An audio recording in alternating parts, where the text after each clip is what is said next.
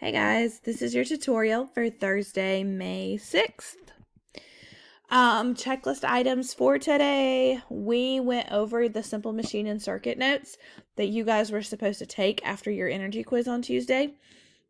So after we went over that, you guys turned the notes in, and then we went through a circuit cut and paste activity, which is technically a drag and drop activity for my virtual kiddos. And so that's what I'm going to do with you guys on this tutorial today. I am going to post a tutorial of Miss Copeland teaching the actual notes in case you need a reminder of the stuff that we went over. And then I'm going to supply this tutorial that's going to go over the actual activity, and I will touch on the information from the notes on circuits just to kind of give you a background knowledge. Your physics test is going to be on May 14th. There's a study guide there that is already ready for you, so make sure you keep working on it or start working on it. And this was actually your last set of notes that you will take in 7th grade science, so that's super exciting. These are the Cornell notes that you should have finished already. We went over this presentation in class, so this should be information that you already have. All right, if you don't have it filled in yet, you need to get it filled in today and submit it in Google Classroom. Now, this is the activity I'm going to work through with you guys, but before I go through this, I want to give you a little bit of background knowledge on circuits, okay? So I'm just going to teach the beginning part of these notes just to give you background.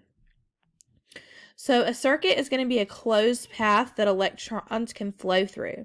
If that path gets broken, then the electricity stops flowing in that area. Now, there are two types of circuits we're going to talk about. First is a series circuit, and a series circuit is like this one right here. It literally has one path to go. So if a break happens in a path, no light bulb is going to get power because there's only one path for the electricity to take. And if that path is broken, power can't continue on, okay? But in a parallel circuit, which is another type of circuit, there are multiple paths that the electricity or electrons can take. So if there's a break there, there's still other routes that the energy can go to still help the bulbs light up. So let's talk about your series circuit first. There's one single path for the electricity to flow. So you'll see here's our one path that the electricity can flow from the power source, okay? Now, what happens, like you see in this picture, when maybe one light bulb goes out? Then that means the rest of the light bulbs are going to go out too, because this break right here means that there is no more electricity flowing on because there's only one path for it to take. So with a series circuit, one break is going to stop the entire flow of the current. Throughout the entire circuit here, the current's going to be the same. So when the current's flowing, it's going to be the same at all spots throughout the circuit. So that means all of our lights are going to be equal brightness. There's not going to be one light getting more than another light is. They will all be of equal brightness because each single light gets a fraction of the voltage that's going through. Now that means if we add more lights, then all those lights will be the same brightness, but it does get dimmer the more lights that you add. These are all examples of series circuits. You'll notice there's only one path for each one of these for the electrons or electricity to take. The opposite of that is our parallel circuit, where you have pathways parallel to each other, right? So there's multiple paths for the electricity to take. Now, look at this scenario. If this bulb went out, the other two bulbs are staying lit. That's because the electricity has other paths that it can take to get to the other light bulbs. Your Christmas lights are kind of an example of parallel circuits. Nowadays, your lights on your Christmas tree, if one or two of them go out, the rest of them will still stay lit. And that's because they are running from a parallel circuit. Now, so as you can see, one break doesn't stop the flow because there's multiple paths. And this one does actually have different brightness as far as the bulbs go. So the bigger light would have the dimmest response, so it would be the dimmest light. Each device or light bulb, whichever you're referring to, is going to get total voltage. Whenever you add lights, it's not going to change the brightness because each one gets the total amount of voltage that's coming from the circuit.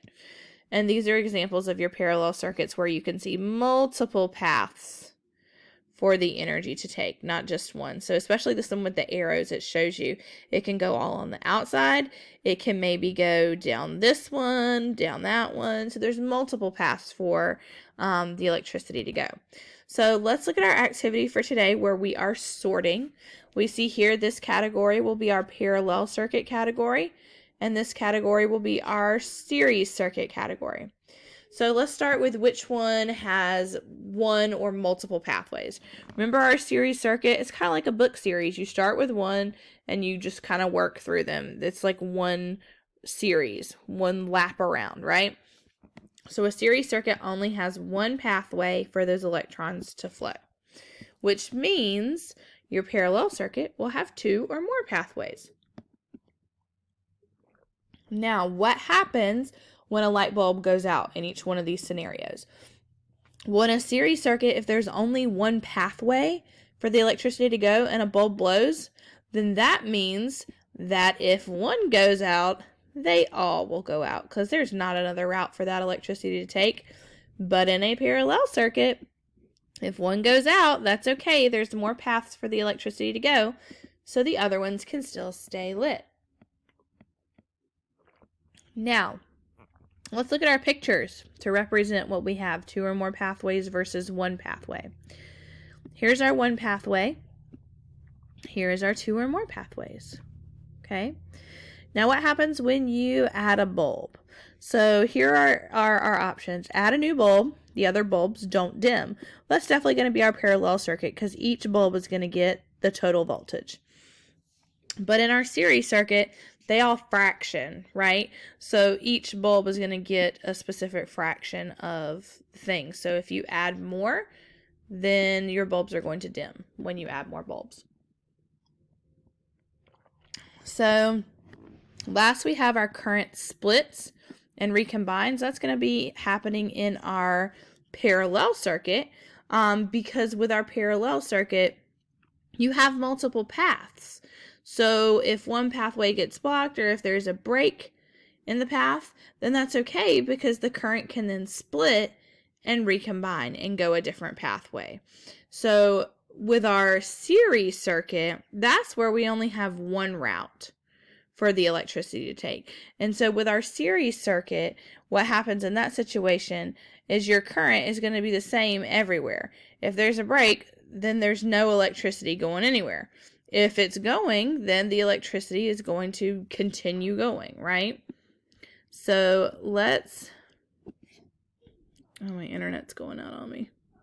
Let's see if I can reconnect really quick. All right. So our current, we have splits and recombines would definitely be our parallel.